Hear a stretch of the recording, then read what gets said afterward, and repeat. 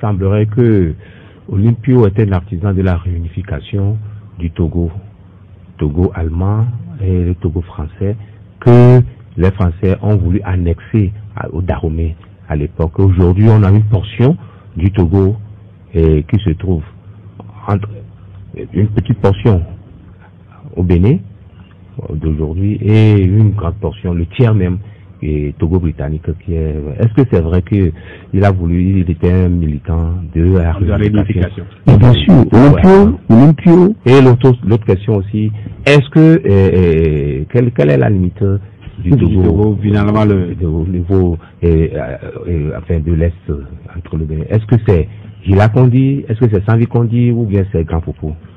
Bon, vous savez, la limite au fait a été faite, celle qu'on a aujourd'hui, c'est les Grouski. C'est les Grouski, les personnes de la France.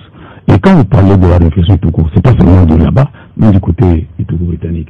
Olympio a effectué plusieurs missions aux Nations Unies pour réclamer la réunification des deux Togo. Mais les partisans de la France, et M. Meachi et M. Grouski, les deux partis ensemble, étaient opposés. Parce que Dr Ajavon, je ne sais pas si vous entendez parler de lui. Ajavon pour de l'auto. Voilà, tout l'assemblée me au bloc. Il y a des enfants parmi nous. Oui, parce que les Ajavon du parti Bouré ne voulaient pas l'indépendance. Du coup, on n'est pas encore mieux pour on demandait qu'ils quittent l'Assemblée. Pas fabriquer des guides. Voilà, que leur assemblée autonome là, les femmes quittent, ils demandent de sortir de l'Assemblée, ils veulent prendre l'indépendance. Bon, c'est difficile. Voilà. Maintenant, pour la réunification du Togo, Olympio soutenait le mouvement panévé, les VGV qui veulent se mettre ensemble pour que le Togo, il a dit aux Nations Unies. Mais les partisans de la France, d'abord la France ne voulait pas. La France ne voulait pas parce que pour eux, Olympio d'abord est de formation anglo-saxonne. Et si on réunifiait les deux, les Anglais risquent d'avoir une influence sur le Togo. Olympio risquait de basculer. Voilà. Donc ils ne voulaient pas. Alors, les partisans on ne le pas. Ils vont aux Nations Unies, M. Ajavon dit que les élevés sont d'abord plus nombreux que les minas et les gains. Et une grande partie des élevés encore au Togo britannique. Si on réunifie encore le Togo, les élevés vont être plus nombreux, ils vont dominer les minas. Quel type d'argument? Aux Nations Unies, ils ont écrit, ils sont allés pour défendre ça. Les documents sont là. Et au nord, M. Mouaki, la même chose. Pour dire que le sud est plus peuplé que le nord et que le Togo britannique vers le sud est plus peuplé que le nord. Que si jamais on réunifiait les deux, le sud va être encore plus peuplé et va dominer le nord. Donc pour eux, il n'est pas question que les deux pays soient réunifiés.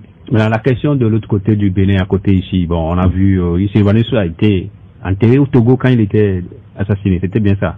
Pas au Togo, non, sur le territoire togolais, à l'époque. Comment? Bon, aujourd'hui, ça se retrouve au Bénin.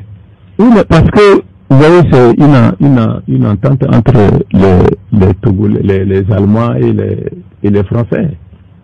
Bon, oui, bon, parce que cette partie, le Togo allait jusqu'au là-bas. Jusqu'au Grand Popo. Oui. Oui, quand la France vient jusqu'en effet, cette limite. Oui. Mais maintenant, c'est les partisans des Français, puisque au départ, vous l'avez souligné, dès qu'on a chassé, comment dirais-je, l'Allemagne, les Français voulaient carrément annexer le Togo et le Dahomey. Voilà.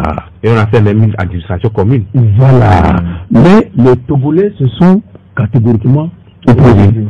Que ce soit les partisans de Olympio ou que ce soit les gens du parti. Les progressistes, oui. Ils ne voulaient pas. Au moins, sur ce plan, voilà. Ils n'ont pas voulu que ce soit les deux pays soient, enfin, qu'on soit réunifiés. Ils ont voulu être autonomes, indépendants, même pas avec les Dahomey. Voilà. Et même, c'est Maga qui était chargé de ce truc-là. Et Maga même a produit un rapport aux Français pour dire que le Togo est très dangereux pour les intérêts français, c'est ce qu'il a écrit. Que le Togo est très dangereux. Maga, oui. Que le Togo est dangereux pour les intérêts français. Bon, alors, la partie là, on la met du côté du Bénin, mais à Goué, les Olympios qui sont là-bas n'ont jamais accepté faire partie du Bénin. Donc il y a un accord qui a été signé, et cette partie-là, cette partie où habitent les Togolais, appartient aux Togolais, même si c'est au Bénin. L'accord a été signé. Donc l'accord existe? Oui, l'accord existe. Oui, je me souviens parce que l'accord existe. Tous ceux qui sont là, si j'ai le temps, je vais vous chercher l'accord. L'accord existe. Ils sont Bénin, mais ils sont des Togolais. Ils ne paient pas leur appartiennent. Ils ne paient pas les impôts. Oui, les terres leur appartiennent. Mais pourquoi aujourd'hui on parle du rapatriement des restes de Sylvanus Olympio? Mais parce que ils sont enclavés au Bénin. Ils sont enclavés au Bénin aujourd'hui. Il est au Bénin, mais il est toujours au Togo. Mais pourquoi doit-on le ramener au Togo? Et je veux bien comprendre. Si ils sont là, on le reconnaît, Togolais. Pourquoi ramener? Parce que il est quand même le président de la République du Togo. Vous voyez, aujourd'hui, cette enclave là où vivent le Togolais, c'est sous le Bénin. C'est le Bénin qui gère tout. Est-ce que ils ont leur terre, ils cultivent, leur maison, ils habitent tout. Est-ce que c'est parce qu'on a délaissé que c'est comme ça, ou bien c'est pas, qu'est-ce qui s'est passé? On a délaissé comment? Est-ce que la zone est délaissée? Oui. Oui, c'est entre mais la zone n'est pas délaissée parce que les Français voulaient l'intégrer à leur colonie qui est le Bénin. Oui, mais les habitants là-bas se considèrent comme des Togolais. Ils ne veulent pas. Ils ne veulent pas être béninois. Donc c'est ça que l'accord a été signé. Ils sont Togolais, mais c'est chez eux là-bas. Je me souviens, on était tout petit à l'époque, quand on allait au Bénin, vous vous souvenez des ponts métalliques? Oui, les deux ponts métalliques. Et c'est juste derrière, il y a encore une corde là-bas, qui symbolise la frontière entre qui symbolisait la frontière entre le Togo et le Bénin. Le Dahomey à l'époque.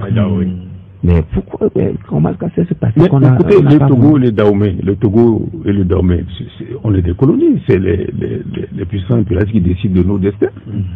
C'est le panneau c'est ça. C'est bien enrichissant, on va trouver une autre occasion pour revenir, trouver carrément d'autres points. Non, on va rebondir avec une petite question. Oui, après bon. Par rapport à Olympio, on disait qu'il était porteur d'un rêve. Oui. Pour le Togo, mais est-ce que vous pouvez nous brosser de façon, en tout cas exhaustive, les grandes réalisations qu'il avait en vue et que vous savez, certaines quoi. Olympio, il faut pas oublier que la toute première assemblée du Togo, ART, la première assemblée avant l'autonomie même de 46 à 52, c'est son parti qui avait gagné les élections. Et il était le président. Représenté par Martin Akou, à Salut de Bourgogne. Ça, c'est l'Assemblée en France. Oui. Et c'est lui qui était le président de cette Assemblée-là. Alors, il y a un fonds, il s'appelle ça le FIDES, Fonds de développement socio-économique du Togo. Une partie financée par la France, une partie financée par les taxes et les recettes du Togo. Et le projet, le fonds était de 5 milliards et quelques. Et lorsque Olympio est venu à l'Assemblée, il doit contrôler un peu la gestion du gouverneur. Voilà. Et le gouvernement fait un projet pour construire, dans ce fonds-là, on a voté 5 milliards et quelques. Et le gouverneur veut qu'on construise une assemblée, parce qu'il n'y a même pas d'assemblée où ils vont se réunir, qu'on leur construise une assemblée, qu'on construise un hôtel et qu'on construise le palais de justice. Donc l'Assemblée s'est réunie, le gouverneur arrive et les Olympiens ne sont pas, ils sont pas chauds pour ça.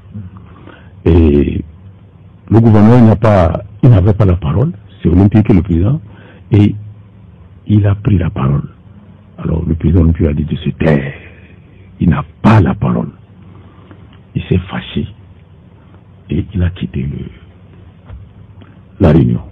Alors Olympio dit, écoutez, il n'a qu'à s'en aller. Nous, on travaille, on fait ce que nous allons faire. Nous, on a d'autres priorités. Ce n'est pas l'hôtel, ce n'est pas le palais de justice, etc. Nous avons des problèmes dans l'agriculture, dans l'éducation, dans la santé. Et c'est à ça que nous allons affecter cet argent. Et c'est dans cet argent qu'ils ont fait construire ce qu'on appelle aujourd'hui le statut de Tocoin. C'est le but qu'ils ont fait construire. C'est eux qui ont construit la direction de l'élevage. Voilà, c'est eux qui ont créé, comment dirais-je, l'école d'agriculture de Tobé. C'est eux qui ont créé les centres d'agriculture de Agrigi, ici. C'est eux qui ont créé à Barkwasi le centre, comment dirais-je, d'attelage pour former les paysans pour la culture à télé. Il y a beaucoup de choses qu'ils ont, je passe tout en tête, qu'ils ont fait avec cet argent. Vous comprenez? Les Français voulaient juste qu'on construise palais de Dieu, tout cela. Il a dit non, nous, on a d'autres choses à faire. Donc, ils ont investi sur les 5 milliards. Sur les 5 milliards, ils ont investi plus de 3 milliards dans l'agriculture et l'enseignement. Plus de 3 milliards dans l'agriculture et l'enseignement, et le reste dans la santé. Vous comprenez? Donc, ce monsieur avait un projet, il savait où il va aller. Il voulait construire un véritable État indépendant. Vous comprenez? Et ensuite, ce n'est pas fini. Lorsque il a gagné 1958, le port, c'est Olympio. Et il avait des projets pour l'aéroport, pour agrandir l'aéroport. Il y avait des projets financés par les Américains pour la route Lomé-Sinkassé. Et puis là, oui. Pardon? On y va, oui, on y va. Oh, mais ça a été bitumé, bon, c'est que c'est mal fait, ça s'enlève, c'est quand même bitumé jusqu'à Sinkassé, bien sûr. À l'époque, c'était pas, oui. Et puis, dans les zones des plateaux, les routes Lomé à Palimé, Lomé à Takwame, tout ça là, mais c'était lui. Oui. Et puis ensuite, c'est lui qui a créé des systèmes de bourses scolaires. Hein, que ce soit à partir du second degré. C'est-à-dire que, voilà. Et il a créé beaucoup qu'on appelait des écoles, des cours complémentaires. Ça s'appelait CCO. Voilà. C'est lui qui a créé ces cours complémentaires officiels. Voilà. Moi, j'étais au CCO de Bévis. Voilà. C'est lui qui a créé ces cours. Si vous le permettez, on peut revenir le vendredi prochain. Si vous le permettez, on prend d'autres pas. Bon, oui, si vous voulez, il n'y a pas de problème. Le rendez-vous est pris. Donc vous mettez ça dans l'agenda. Conditionnel. C'est une exigence des auditeurs. Les auditeurs réclament. Ah bon, oui. Vous me parlez quoi? Non. Il souhaiterait que vous reveniez le vendredi. Ah bon? Évidemment, oui, on va finir avec vous.